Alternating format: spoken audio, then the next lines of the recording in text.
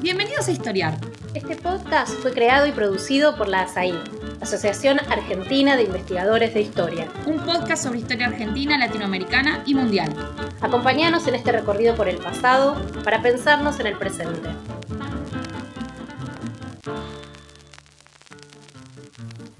Bienvenidos y bienvenidas a un nuevo episodio de Historiar, el podcast de la Asociación Argentina de Investigadores en Historia. Ante todo, me presento. Mi nombre es Mariel Pérez y soy investigadora adjunta del CONICET, especializada en Historia Medieval. También me desempeño como docente en la Cátedra de Historia Medieval en la Facultad de Filosofía y Letras de la Universidad de Buenos Aires y en la maestría en Estudios Medievales que se dicta en la misma casa de estudios. En esta ocasión estoy a cargo de un episodio especial de Historiar sobre la problemática de la coexistencia y el conflicto entre judíos y cristianos en el primer milenio de la cristiandad occidental. Para ello nos acompaña un gran especialista en el tema, el doctor Rodrigo Laham Cohen. Rodrigo es investigador adjunto del CONICET y docente en la Cátedra de Historia Antigua II Clásica en la Facultad de Filosofía y Letras de la Universidad de Buenos Aires y en Historia del Mundo Antiguo en la Universidad Nacional de San Martín. Es también vicedirector del Instituto Multidisciplinario de Historia y Ciencias Humanas del CONICET, y sus investigaciones se han centrado en la problemática del judaísmo en la antigüedad tardía. Entre sus múltiples publicaciones podemos mencionar artículos en revistas internacionales de alto impacto en la especialidad como Estudia Histórica, Sefer Yuhassin, Annales d'Historia de les Egesi, Antiquité tardive, Sefarad y Revue d'études juives, y su libro The Jews in Late Antiquity, publicado por Arc Humanities Press en Leeds en el año 2018. Se destaca también la dirección de 2 volúmenes colectivos muy recientemente, con participación de destacados investigadores de distintas áreas. Uno es Antijudaísmo, Antisemitismo y Judeofobia, de la Antigüedad Clásica al Atentado de la AMIA, publicado por Minio y Dávila, Buenos Aires, Barcelona, 2021. Y el otro es Cristianos, Judíos y Gentiles, reflexiones sobre la construcción de la identidad durante la Antigüedad tardía, editado por CONICET en Buenos Aires también en el 2021. Hola Rodrigo, ¿cómo estás? Muchas gracias por acompañarnos en este episodio. Hola Mariel, muchas gracias a vos por la invitación. Bien, ¿cómo se caracterizan las comunidades judías en el mundo romano, esto en el periodo precristiano? Bien, en realidad lo que siempre más hablamos y lo que más sabemos es lo que sucedía en Palestina para el periodo, pero podemos adivinar que en otras regiones ya existían. No es que podemos adivinarlo, sabemos, aunque tenemos muy pocos datos, existían comunidades judías en distintas regiones de Europa Occidental y también del norte de África, ¿no? Lo que siempre más se habla son las comunidades judías en la ciudad de Roma, en Italia y en Alejandría, en Egipto. Y bueno, frente a esta escasez, digamos, de evidencia, no es fácil la caracterización. Sí sabemos que Palestina representaba para los judíos diaspóricos una especie de centro donde se realizaban, digamos, peregrinaciones a Jerusalén, siempre y cuando se pudiera, pero sin tampoco dramatizar la noción de diáspora, dado que esas comunidades judías no habían llegado ni a Roma ni a Alejandría por expulsiones. Digamos, que este es el relato que existe en torno a la noción de diáspora, como si la diáspora fuera una retirada forzosa, digamos, posterior a la caída del Segundo Templo, sino que son judíos y judías que se habían movilizado o por necesidades, pero no vinculadas a la violencia de expulsiones, o por el mero deseo de estar en otros espacios, ¿no? Entonces sabemos que eran comunidades apegadas hacia la normativa judía dentro de lo que es la multiplicidad de judaísmo en el periodo, no podemos reducirlo a una sola praxis, con vinculaciones hacia Palestina, pero también con ya características propias y nacidas al calor de los vínculos con las sociedades en las que se insertaron, la sociedad alejandrina, romana, o incluso en regiones de las que sabemos menos, como la propia Hispania. ¿Y existían diferencias entre las comunidades judías de Oriente y Occidente? Bien, para para los primeros siglos, digamos, primero, segundo, tercer siglo, digamos, después de la era común, es, acá sí utilizaría el verbo, adivinamos la existencia de diferencias, pero no tenemos una forma clara de establecerlas. Estas diferencias entre Oriente y Occidente, básicamente entre lo que es la región, la tierra de Israel, lo que es Palestina y Mesopotamia, digamos, lo que los judíos llamaban Babilonia, el actual Irak, a partir, digamos, del siglo III, cuarto, quinto, ahí sí va a haber una impronta muy claramente diferenciada de lo que vemos o lo que no vemos en las regiones de Occidente, digamos, hacia Occidente de Palestina. Esto podemos hablar desde Grecia, incluso Siria, que no está en Occidente, pero Siria y Egipto están en una posición intermedio, y Occidente, sí, Italia, España, Galia, lo poco que sabemos de las regiones de Germania y también el norte de África, tienen un perfil distinto. Pero me voy un poquito antes, y un ejemplo muy claro de la especificidad que tiene cada judaísmo es Filón de Alejandría, para la Alejandría del primer siglo de la era común, ¿no? Que es lo que vos me estás preguntando. Y ahí vemos un judaísmo con una fuerte impronta helenística, una fuerte impronta de la filosofía griega, de la paideia, de la cultura griega.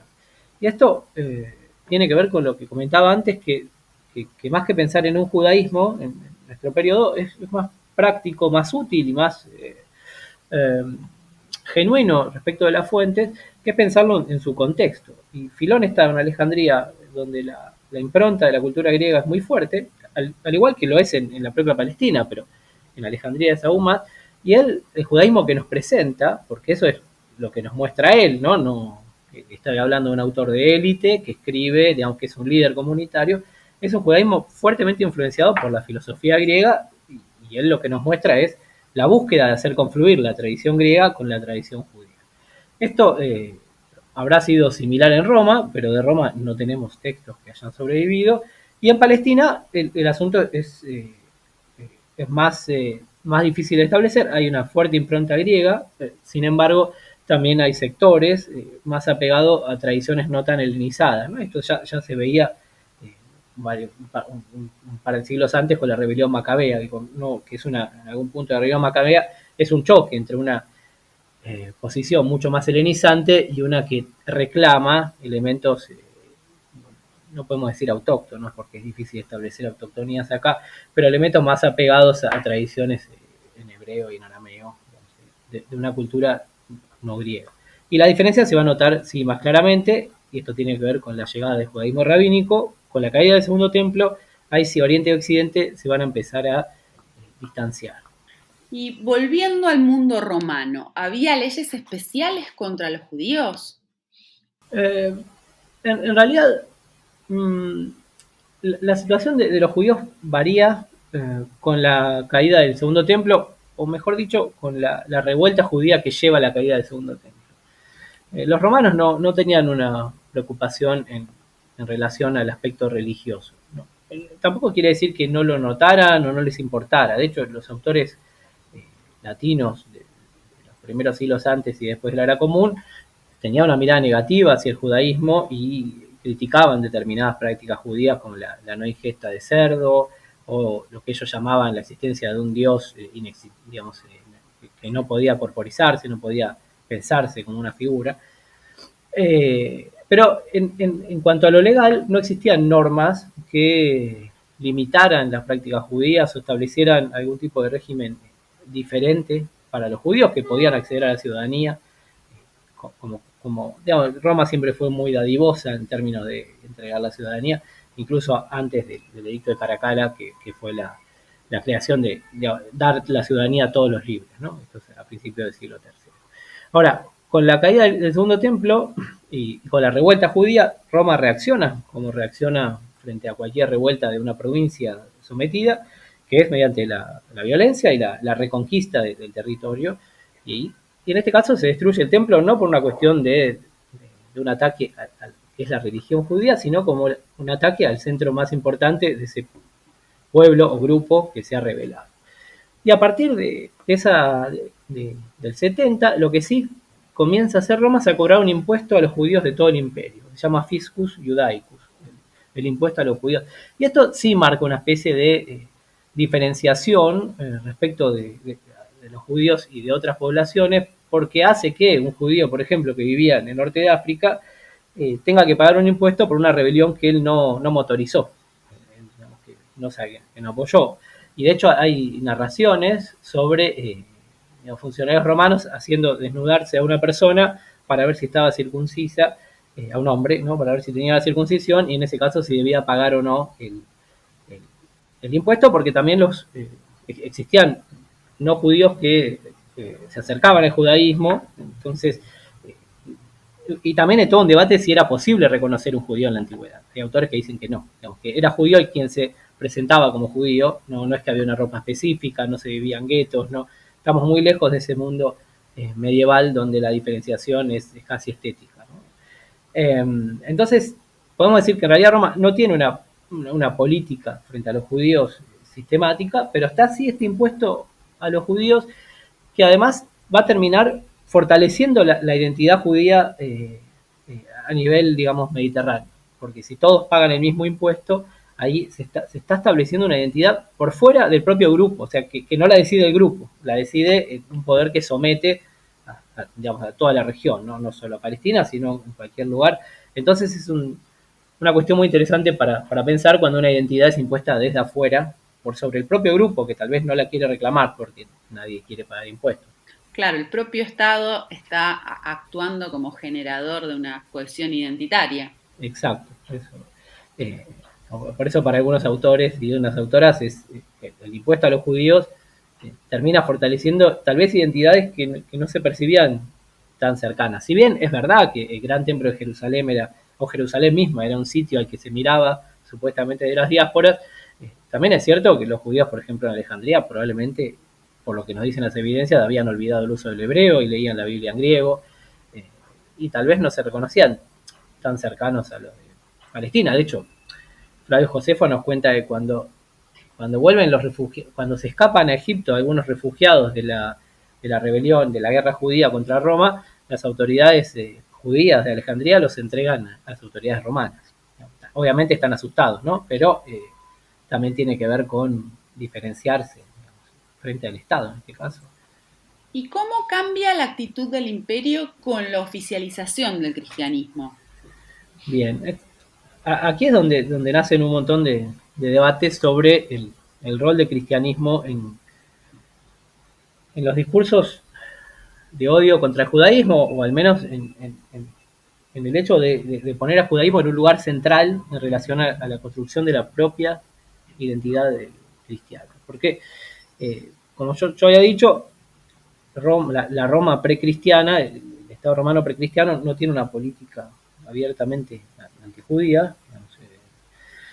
Tampoco lo va a tener el primer cristianismo. O sea, Constantino, que obviamente no es el que oficializa el cristianismo, pero sí el que le abre las puertas, va a empezar a tener algunas, en las leyes que establece él, el judaísmo va a empezar a aparecer, pero siempre como una religión legal que debe ser protegida.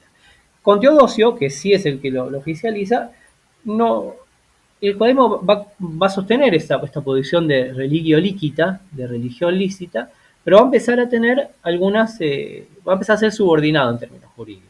Entonces, por ejemplo, las leyes de fines del cuarto y principios del quinto establecen que las sinagogas no se pueden destruir, no se pueden usurpar, no se pueden quemar.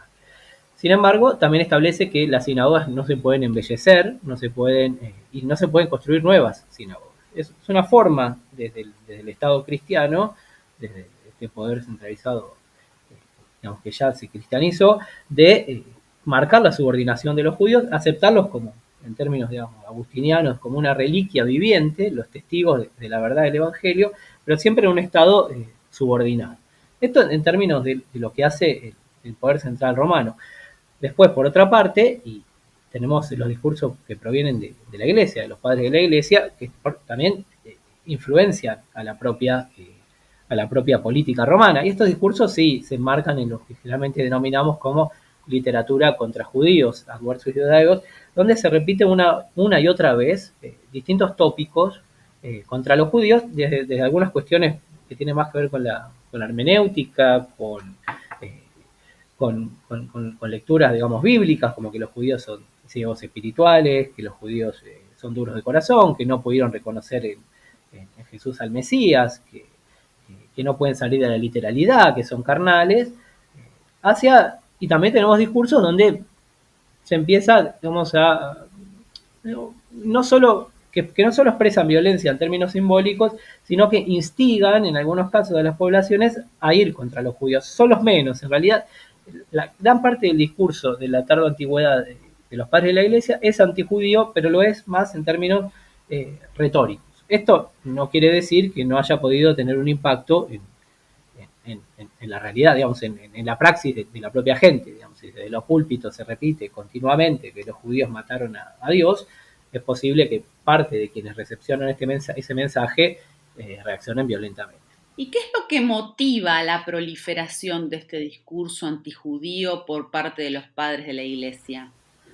Bien, ahí preguntaste algo clave para los que estudiamos estos temas, y es que hay como dos grandes líneas para explicar por qué los padres de Iglesia, yo digo padres de Iglesia porque así se los denomina, digamos, en la tradición historiográfica, porque estos primeros hombres de Iglesia construyen discursos contra judíos con tanta efervescencia. Entonces, la primera explicación es que existe un conflicto concreto, digamos, que hay una feligresía, digamos, o hay una población que a veces es aún politeísta o ha sido solo epidérmicamente cristianizada, digamos, que no sabe muy bien qué es el cristianismo, que está en riesgo de ser cooptada por los propios judíos. Entonces, desde esta posición, lo que imaginan los padres de la Iglesia, o lo que ven, nosotros no lo sabemos, porque tenemos solo sus sermones, es que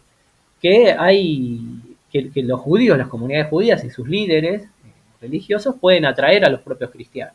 Entonces, frente a esta competencia entre monoteísmos, digamos, frente al miedo a la judaización, lo que se hace es demonizar al otro. Los judíos, esto es lo que se llama profilaxis discursiva. Vos, al castigar tanto discursivamente al otro, decir que mató a tu Dios, que es un libidinoso, que es peligroso, que es un ciego, que no entiende nada, lo que tratás de decirle a tu población es no te acerques a esa gente.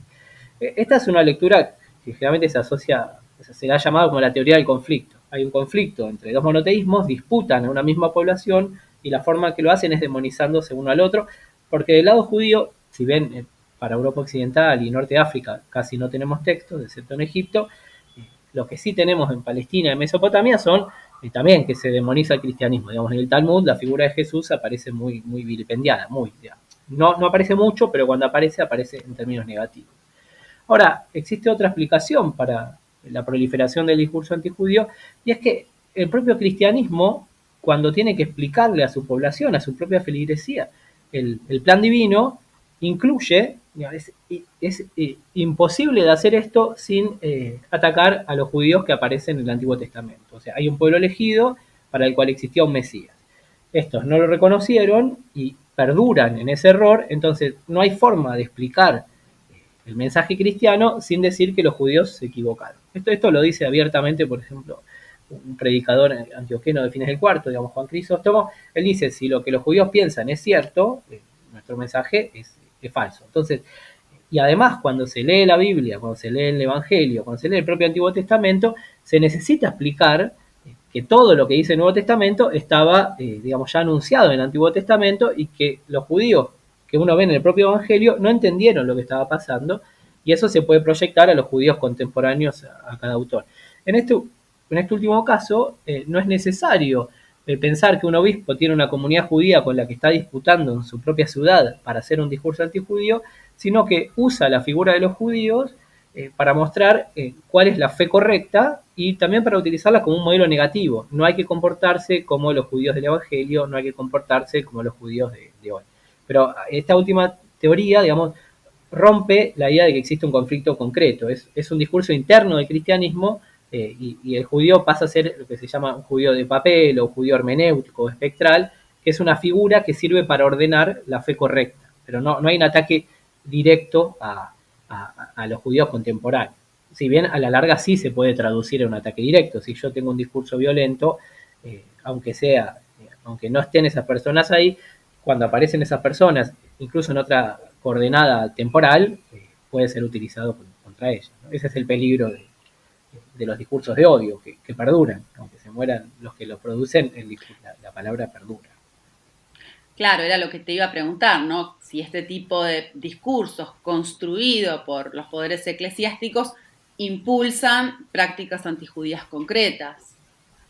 Claro, la verdad que es lo más difícil de comprobar, porque nosotros tenemos sermones que atacan a los judíos, tenemos homilías, tratados, algunas cartas, pero lo que no es muy difícil de dirimir es cuánto llegaba a esto, o sea, cuánto lo que la gente escuchaba en las iglesias o lo que leían las élites en los tratados llegaba a violencia concreta. Y para resolver esto tenemos que ir por caminos alternativos. Entonces, si yo encuentro un montón de leyes que van surcando los siglos, prohibiendo las comidas en común entre judíos y cristianos, o incluso el matrimonio o las relaciones extramaritales, y yo tengo que pensar que la gente, más allá del discurso, sigue, digamos, sigue frecuentándose, las poblaciones de base, más allá de lo que digan sus líderes religiosos, siguen comiendo juntas, siguen viviendo juntos, teniendo relaciones, digamos, una convivencia típica.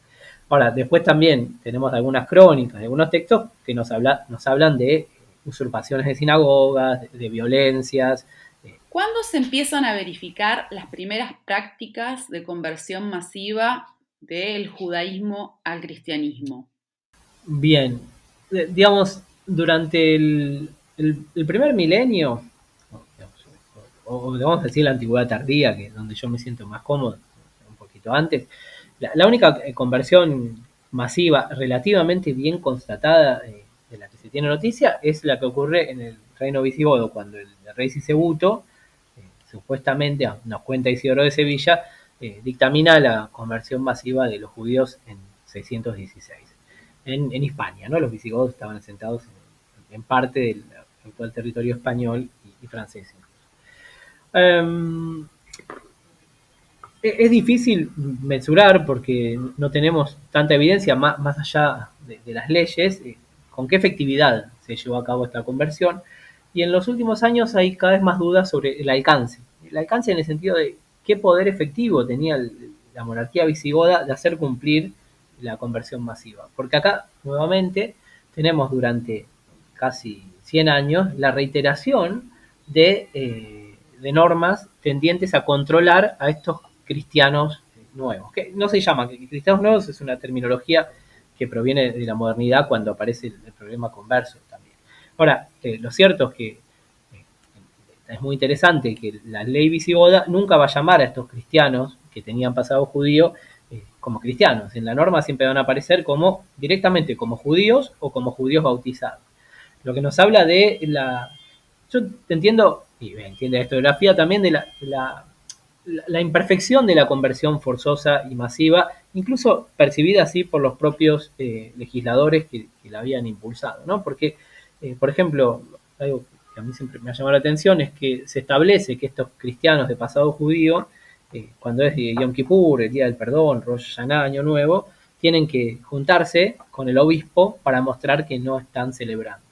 Lo que para mí es un contrasentido total, porque vos le recordás a la población que convertiste que ese día es un día que debería festejar algo y que te juntás para no festejarlo, ¿no? Entonces, a la larga, si algo de esto se puede verificar, porque solo tenemos las leyes, y insisto, a veces aparecen tumbas de judíos a fines del siglo VII cuando supuestamente estaban perfectamente convertidos, con una menorá, un candelabro, palabras en hebreo, o sea que en algunos lugares la conversión no llegó, o pudieron birlarla, o estaban de acuerdo con las autoridades locales. Pero lo que yo decía es que incluso si diéramos por hecho que hubo un intento sostenido por parte de la monarquía por lograr esta conversión, nunca la propia monarquía o lo que vemos en los legisladores nunca terminaron de creer en la fe de estos nuevos conversos. No podían ser testigos, no podían establecer vínculos con judíos no convertidos de otras regiones, debían comer jamón abiertamente para mostrar, cerdo, no jamón, para mostrar su rechazo al judaísmo, debían hacer un juramento de que rechazaban el judaísmo todos los años. Y este es el único caso que tenemos de una conversión forzosa. Después hay noticias digamos, en bajo el reinado de Heraclio, el Imperio Bizantino, una conversión forzosa. También algo que tenemos de los longobardos, conversiones parciales en la Galia, pero son noticias sueltas y nunca tan sistemáticas como la que tenemos para el reino visigodo. Que esto se termina con la conquista árabe, ¿no? Digamos, los judíos, los que no habían sido convertidos o los que habían, si alguno, digamos, seguía profesando el judaísmo en secreto, con la conquista musulmana, en realidad reemerge. Este es el podcast de ASAIG, la Asociación Argentina de Investigadores en Historia. Te invitamos a asociarte y a seguirnos en las redes, en Twitter, en Facebook e Instagram. Toda la información sobre la asociación la puedes encontrar en nuestra página asaig.org.ar. Te esperamos todos los sábados con un nuevo episodio de Historiar, sobre los grandes temas de nuestro pasado, abordados por especialistas e historiadores profesionales de manera cordial pero rigurosa. Seguimos con nuestro episodio de hoy. ¿En qué momento se empieza a asociar a los judíos con características físicas o con prácticas específicas? No sé, como la usura, por ejemplo. Bueno, esto es un, digamos, ya para mí se aleja de mi temporalidad, ya pasa el año 1000, lo que para mí ya se acerca al periodismo, es un chiste muy tonto que hago siempre, pero digo, durante la antigüedad tardía y finales, digamos, vamos a decir, la alta Edad Media, vos sabés mucho más de Edad Media que yo, ¿no? Pero si querés, me animo a decir la alta Edad Media, los judíos no aparecen asociados a ninguna actividad económica en especial, y tampoco a características físicas como se va a ver en la Edad Media o en la modernidad, ¿no? Cuernos, olor, nariz alargada.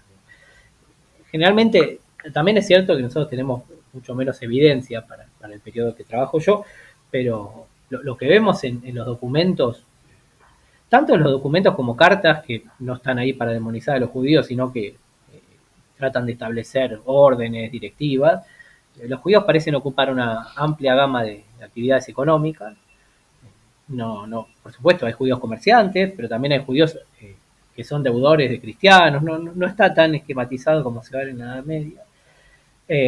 Y tampoco se puede vislumbrar esta idea que sí se va a ver en la modernidad, y bueno, y mucho más, y con efectos mucho más borrascosos en el mundo contemporáneo, la idea de que los judíos irreversibles.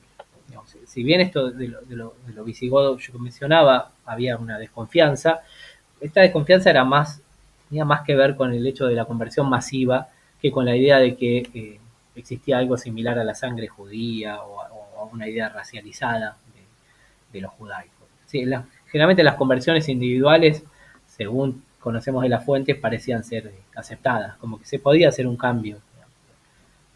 No había nada irremediable en la condición judía, ni en términos de sangre, ni en términos de cultura. Pero bueno, nuestras fuentes son muy escasas. Vos en la Edad Media tenés más cosas para ver y decir.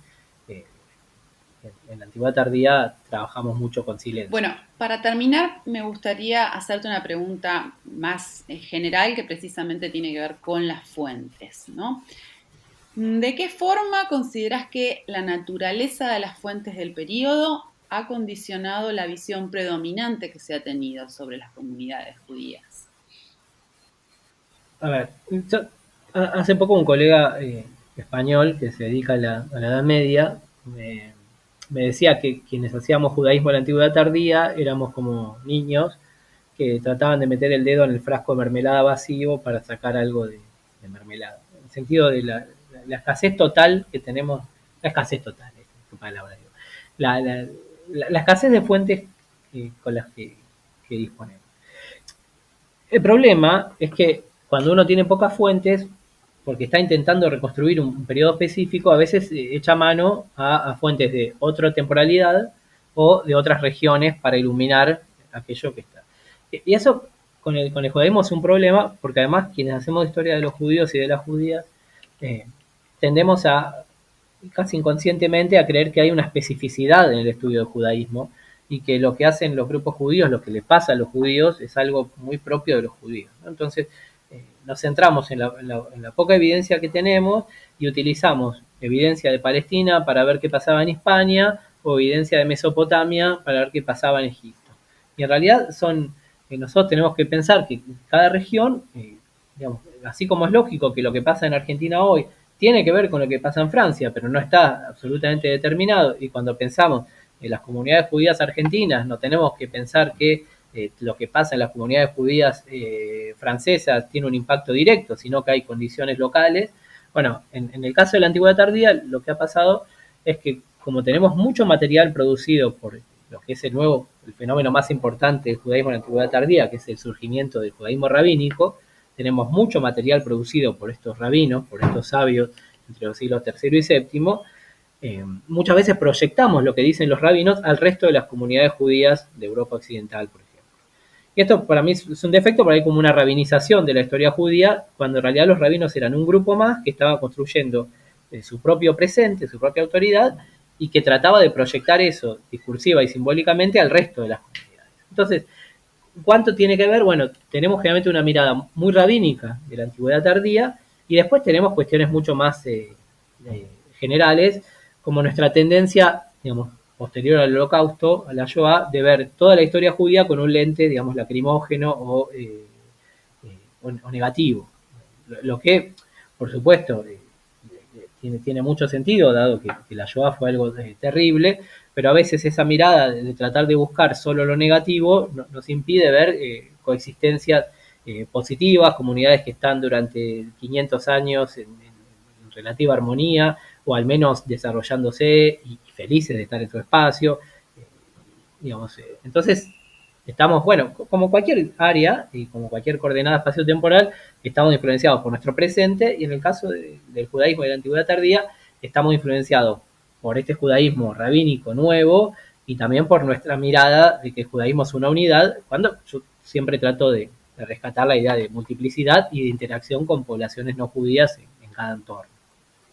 Bueno, Rodrigo, agradecemos muchísimo tu participación en este episodio. Ha sido un placer escucharte y poder desarmar algunas ideas tradicionales en torno al problema del judaísmo en los siglos tardoantiguos y temprano medievales. Y a nuestros oyentes les decimos que esperamos encontrarlos la semana próxima con un nuevo episodio de Historiar, el podcast de Asaí. Muchas gracias.